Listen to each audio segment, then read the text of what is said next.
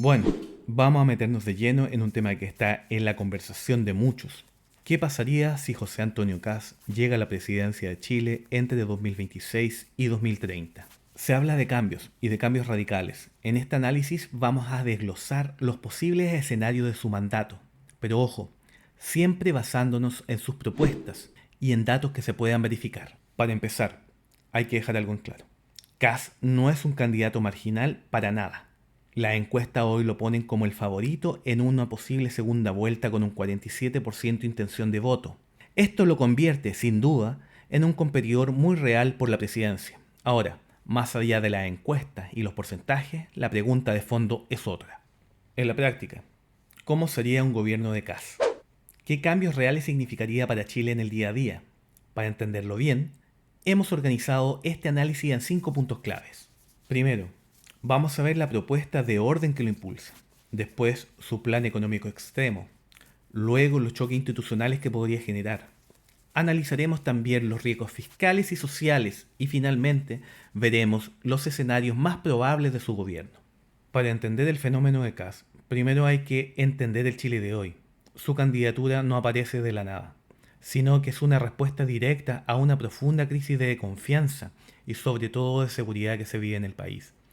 Chile está de alguna manera en medio de una tormenta, delincuencia que parece desbordada, una economía que no despega y una desconfianza generalizada hacia la política. Y claro, en medio de ese escenario, la promesa de mano dura de Kast encuentra terreno fértil, y los datos así lo confirman.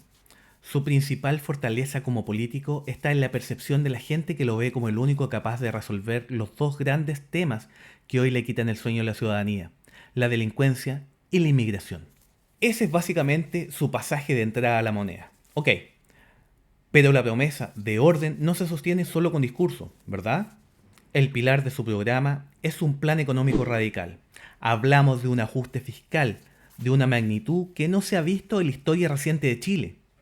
Y aquí está la cifra, 6.000 millones de dólares. Esa es la magnitud del recorte al gasto público que Kast promete hacer. Y en un tiempo récord, tan solo los primeros 18 meses de su gobierno. Esta es, sin duda, la columna vertebral de todo su plan económico. El plan tiene tres ejes principales. Primero, el recorte masivo que ya hemos mencionado. Segundo, eliminar lo que su programa llama gasto improductivo o derroche del Estado. Y tercero, una reforma para acelerar de manera drástica los permisos de inversión y así destrabar proyectos. Pero a ver, aquí es donde la cosa se pone interesante, ¿no? Porque hay una tensión, casi una paradoja. Por un lado, tenemos la promesa de un recorte gigantesco al gasto del Estado, pero al mismo tiempo, la propuesta es bajarle los impuestos a las empresas. Entonces la pregunta cae de cajón. ¿Cómo se hace para gastar menos y recibir menos plata al mismo tiempo sin que las cuentas simplemente no den? Y es justo aquí donde el plan de Kast muestra su mayor debilidad. Muchos economistas critican que es muy ambiguo, porque no se sabe de dónde van a salir esos 6.000 millones de dólares. ¿Qué ministerios se van a recortar? ¿Qué programas sociales van a desaparecer? Ese silencio sobre los detalles genera, como es de esperar, una enorme incertidumbre. Pero la economía no sería el único campo de batalla para un gobierno de Kast. Su agenda de seguridad y justicia lo pondría casi de cabeza en un rumbo de colisión frontal con uno de los poderes fundamentales del Estado, el Poder Judicial. Y estas son sus propias palabras, no una interpretación. Kast ha dicho públicamente que tiene la intención de usar la facultad presidencial del indulto para perdonar a carabineros condenados por hechos del estallido social y además abrir la puerta para indultar a violadores de derechos humanos que están presos en Punta Peuco. Una propuesta como esta podría desatar una consecuencia de eventos bastante predecible. Un intento de indulto de este tipo sería visto casi con toda seguridad como una intromisión inaceptable en la independencia del Poder Judicial. Y eso podría provocar una crisis constitucional de consecuencias que hoy son imprevisibles. Bueno, analicemos ahora los dos grandes riesgos que se desprenden de su programa. Uno tiene que ver con la coherencia entre lo que dice y lo que hace, y el otro con la posible reacción de la calle frente a sus políticas. Por un lado está la que podríamos llamar la contradicción de la probidad, mientras el discurso público de Kast se enfoca en el patriotismo fiscal y la responsabilidad con Chile. Hay un hecho verificable.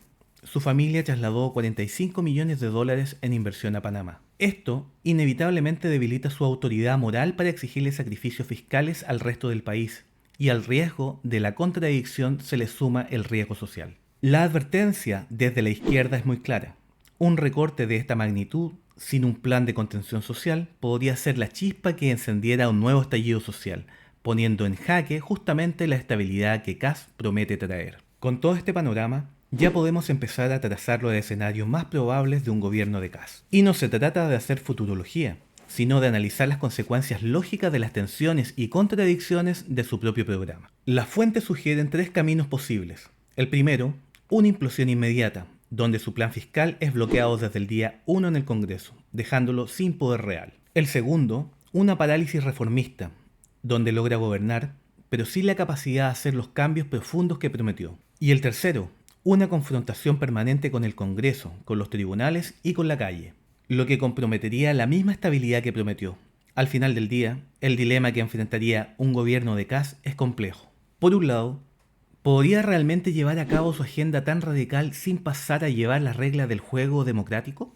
¿O por el otro lado quedaría atrapado en una especie de parálisis sin poder hacer nada por la resistencia de las otras instituciones? La respuesta, sea cual sea, no solo va a definir su gobierno, sino que va a marcar el rumbo de Chile en los próximos años.